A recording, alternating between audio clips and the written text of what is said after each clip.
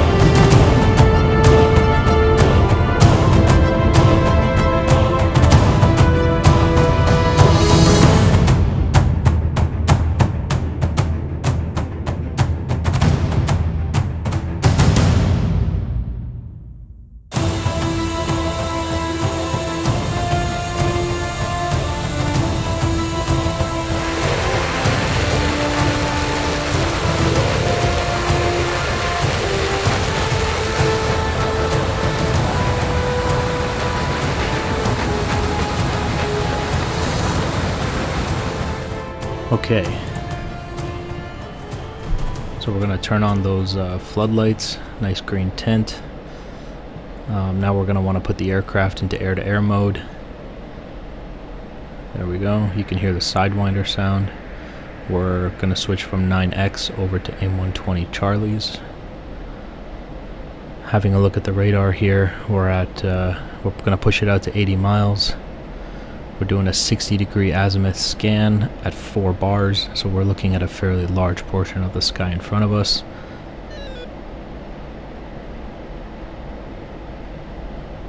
And the large scan area is gonna result in larger scan times, but that's kind of what we need to find these guys right now. We don't know where to look. As far as I know, the pulse repetition frequency of the radar has not yet been implemented.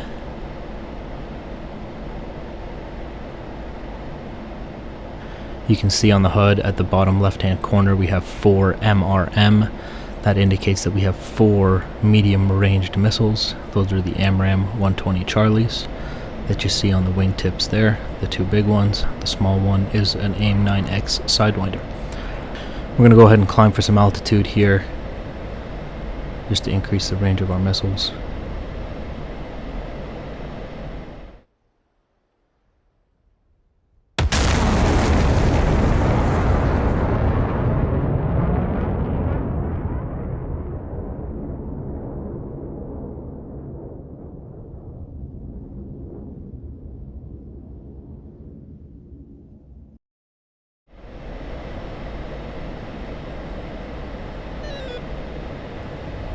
Look at the zoom climb capability on this. Absolutely blasting through 10,000 feet to get up to 40, push us out of contrails.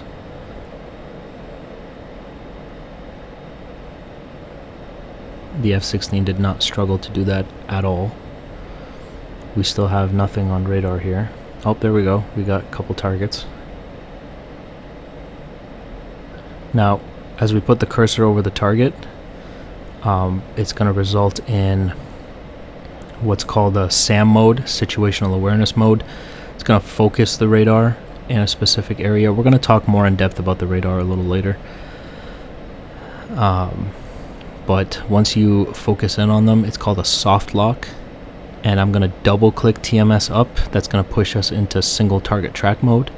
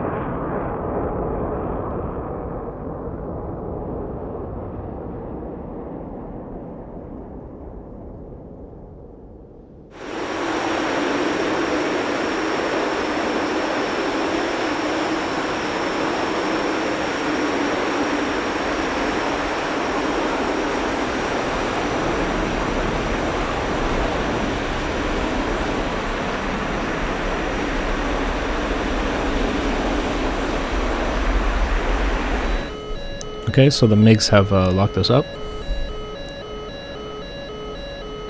And I believe we have the flight leader locked up at this time in single target track.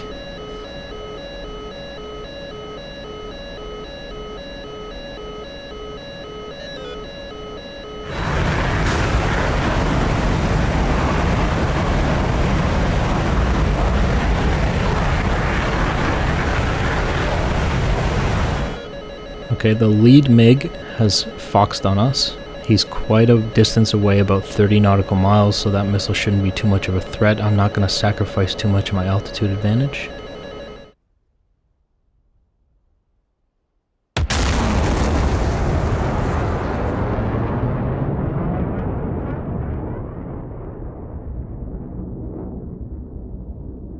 So we've done a simple crank here to try to bleed some of that missile's energy.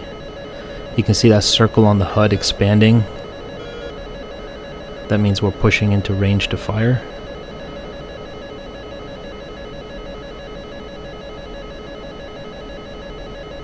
We're gonna wait till we get a little bit closer.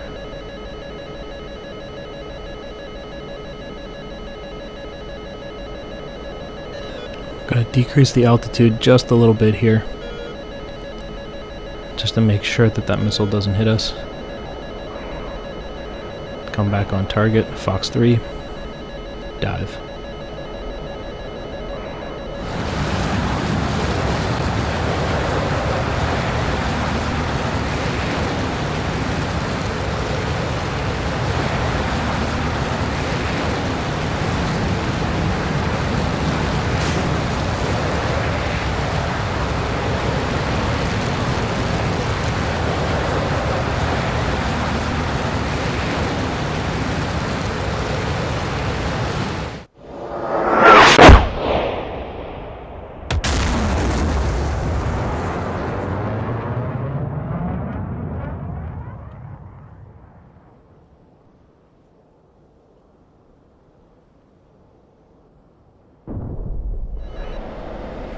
Okay, we're gonna dive here.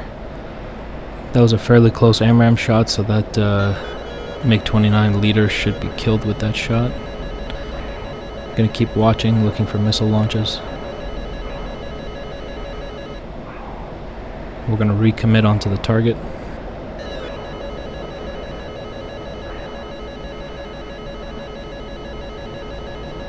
And we got a guy coming in close, so we're gonna put on the helmet-mounted sights here, switch to gun, then now to bore sight. We have them locked up, Fox 3, and he's way too close. I thought he was further. We're going to switch over to Sidewinders. Fox 2. Good track. Splash. And there we have it. That's 2 MiG-29s dead. Okay guys, so I know that this was a little bit quick and we didn't have a lot of time. Don't think of this as a tutorial, just kind of showing off what the F-16 can do. We'll talk more in detail about how to do all these things in a future video.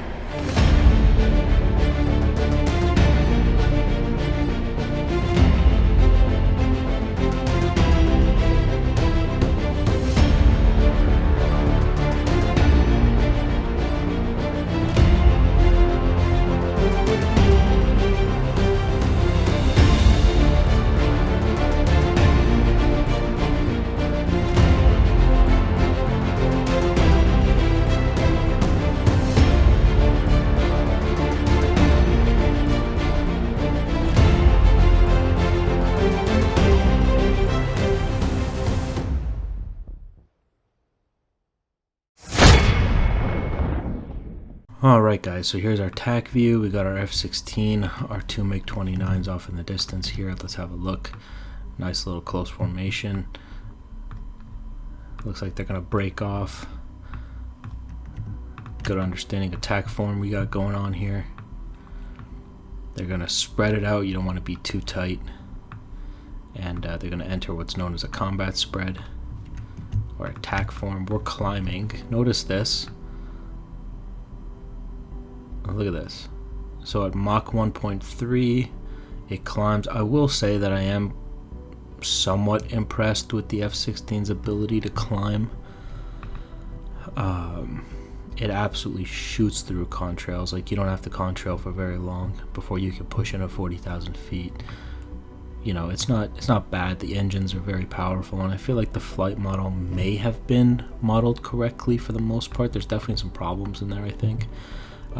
Minor things that need to get ironed out, but for the most part the flight model seems decent. We'll leave it at that for an early release. So here we go. We got our first missile launch here. I thought, yeah, here it is. Yeah, sorry, I was looking over here for it. So it looks like the last taco, the flight lead of the MiG-29s, is going to fire the missile first at about 25 nautical miles, a little bit further than that actually, about 30 nautical mile AMRAAM, R-27 shot. And we're over here. So you can see that first of all we climb for altitude. Climbing for altitude means that the missile that I fire will have to fight through less dense air, but also means that any missiles coming to hit me are going to have an easier time as they will have to travel through less thin air. So therefore, the only reason I don't start to reduce my altitude too much is because I know that this is a very long-range shot. And the reason I knew that is because I had them on radar, right? If I didn't know that, I wouldn't know where the missile's coming from. And so I managed to do that, and so my situational awareness is good. That missile's coming in, I'm cranking it to the left and to the right. Not huge cranks. I definitely could have cranked a little bit further, but I didn't. And we're gonna push in closer and closer with the F-16. I'm not too good with getting the ranges down just yet, because it doesn't seem to give you a number like the F-18 does. It gives you more of a scale, and I'm still learning that kind of stuff. So here I've pushed within 15 nautical miles, and his missile is still coming in, still has a good intercept point, which is why I start to reduce the altitude, because I figured, like, look, if it hasn't hit me yet, it could probably still be a dangerous missile. I'm still getting decent RWR warnings for it. And in reality, it's Mach 1.1. It's not a slow missile, but it's not a maneuvering missile anymore at this point at those speeds. So I'm going to push within 10 nautical miles, which is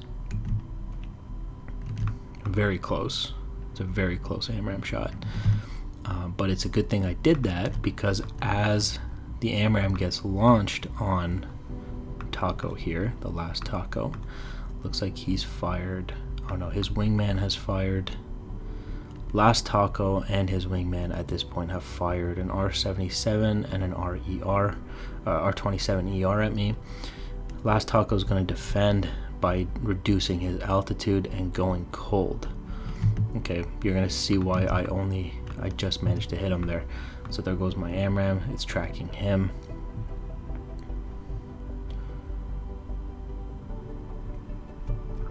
He actually goes cold.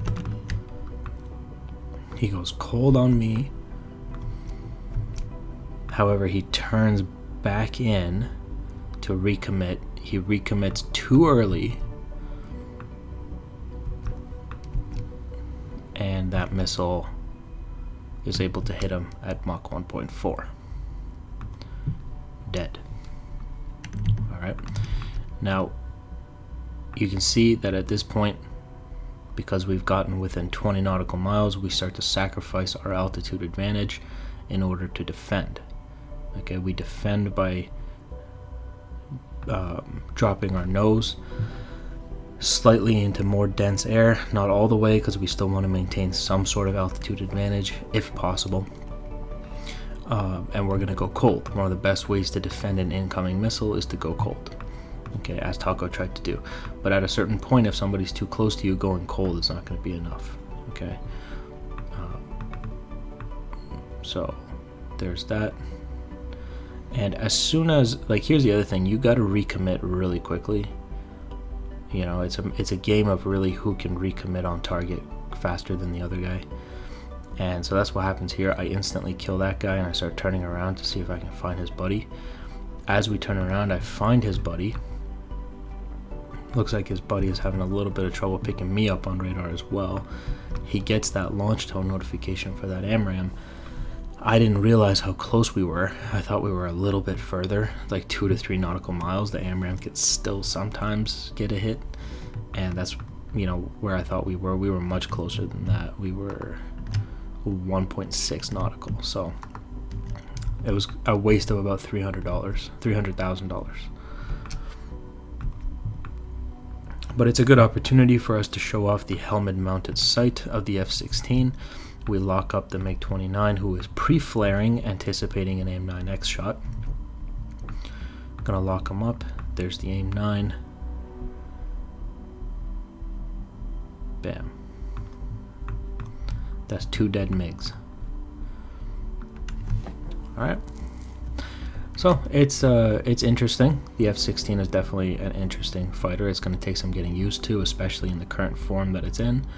And yeah, we'll see. We'll do some more practice with this and talk about it in other videos. Alright guys, I hope you enjoyed the video. I hope you at least found it entertaining.